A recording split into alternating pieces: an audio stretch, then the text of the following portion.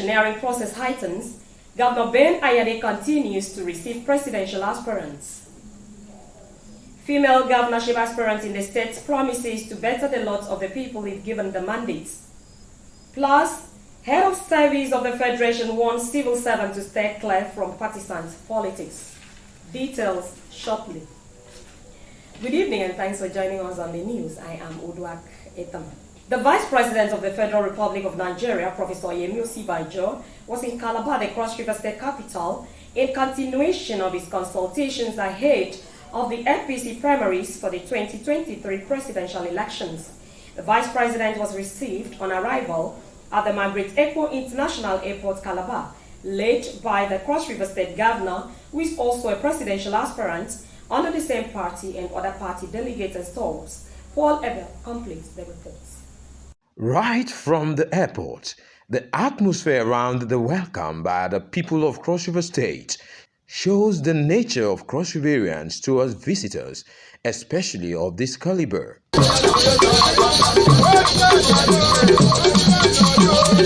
Though the Vice President had visited the state before, but this time it was on a different mission, as he solicits the support and prayer of the people to be President of Nigeria at the 2023 presidential elections. I believe that that time has come when our country calls for a successor to the illustrious President Muhammad Buhari, who by next year, in May 2023, by the grace of God, will have served an 8-year term. I want to say that it is my desire not just to let you know that I am indeed contesting for that office, but also to seek your prayers and to seek your support. The state governor, Professor Ben Ayade, who is also an aspirant in APC, expresses his goodwill for the president. I wish you the very best of luck, and I can assure you of the warmth of the people of Cross River State, and we have you in our prayers. And I wish you the best as you proceed on your consultation. The state ESCO has been organized, heavily mobilized to receive you, and I'm sure the people they have put together in all fairness are delegates so that you talk to those who you critically need. The Vice President, in company of the state governor, visited the palace of the Obong of Calabar. He also was at the Cross River State Traditional Rulers Council, as well as a meeting with party delegates and stalwarts, where he solicited for their prayers and support. In Calabar, Paul Abel, NTA News. Meanwhile, Cross River State Governor Ben Ayade is not shifting grounds on zoning the office of the President and the Governor of the state in the APC to the south for justice, fairness and equity. The governor stated this at the Palace of the Obong of Calabar during the visit of the Vice President Yemi Osibanjo to solicit support for his presidential ambition ahead of 2023 elections. Governor Ben Ayade, although having the same presidential ambition with the Vice President, expressed great respect for him to succeed in his pursuit. However, the governor used the opportunity to reiterate that those from the Southern Senatorial District should unite to produce a governorship candidate for the party, as power moved from south to central, then to north, and now back to the south in the state. Mr. Vice President, we believe in a same spirit of justice and fairness that indeed our national party will also see that power goes to the southern part of Nigeria. And so I have no worries about the Vice President's ambition. He is somebody that at all times we share commonality in terms of thoughts, ideas, and hopes and aspirations. But I have no doubt that he has the capacity to drive Nigeria's hope and aspirations to success. The Vice President, who extolled the qualities of Governor Ayade, shared his experience of governance with the Obong as he is ready to give Nigeria good leadership. I'm here today to formally inform Your Royal Highness of my intention to run for the presidency of the Federal Republic. My dear brother, Professor Ben Ayade, as you know, he and I come a very long way. You've been there, you have the experiences, all our challenges. It's not something that we can surmount in one day. The key is that it's surmountable. All we need is a credible leader, and that is what we want in this country. Vice President Yemi Osibajo interacted with the State Traditional Rulers Council, APC party delegates, and others in the state on his presidential aspiration. In Calabar, Paul Abel, Nta News. Still on politics, developing the Cross River State natural resources will not only help in sustaining local economy, but enable the people of the state to benefit maximally from the dividends of democracy. A governorship aspirant under the platform of the People's Democratic Party (PDP), Nta Calabar, said this while briefing journalists on what her administration will do if given the mandate to become the governor of the state come 2023 general elections. Cross River State is said to be blessed with human and natural resources, and proper utilization of these potentials will make the state to become a vibrant and self-sustaining local economy in Nigeria. While briefing journalists and political stakeholders in Calabar, the governorship aspirant Nta Calabar says if elected as a governor in 2023, her administration will properly harness and develop the resources for the benefit of all. These are some of the things we have in Cross River State. Semi-precious stones, they like diamonds. They sent them to me from Yala. I'm not talking about coming to meet you for your votes and stopping at your local government capitals. I am talking about somebody who is passionate about the advancement of our people. So we need to reinvent the system by which we look after our ward executives and our party people who suffer for the party.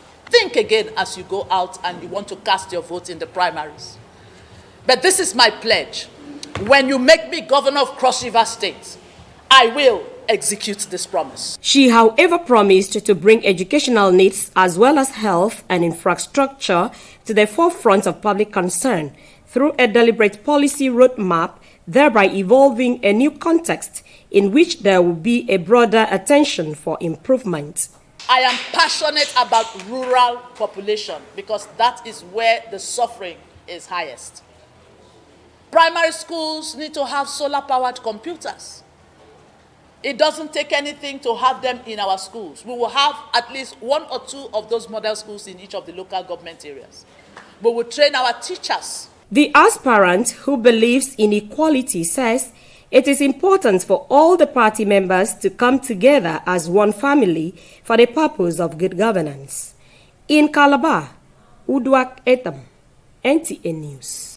It was a night to remember when Ebonyi State government hosted President Muhammadu Buhari to a sumptuous dinner during his 2-day working visit to the state. Chika Okorie covered the state banquet and now reports. Very pleased to be associated with your successes. After the inauguration of some projects and other activities marking the president's 2-day working visit in Ebonyi State, it was time for the salt of the nation to demonstrate the usual art of hospitality it's known for to the #1 citizen, President Muhammadu Buhari. I am pleased by the economic development records of the state under your administration.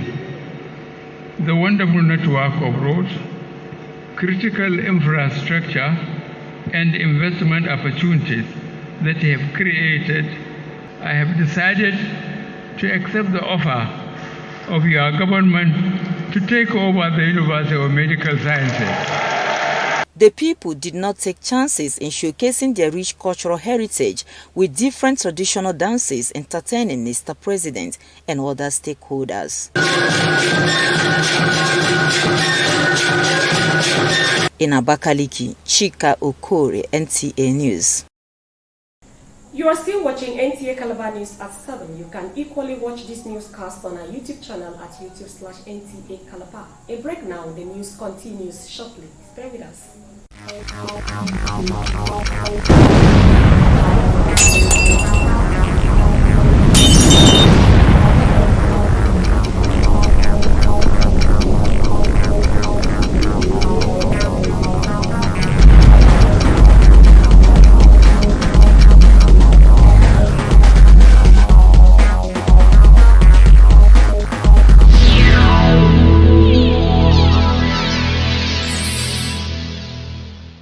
Welcome back and thanks for being there. And now to the rest of our bulletin. The Office of the Head of Civil Service of the Federation has been inundated with requests for clarification on the provision of public service rules as it relates to participation of civil servants in partisan politics. The report is here presented from our studio.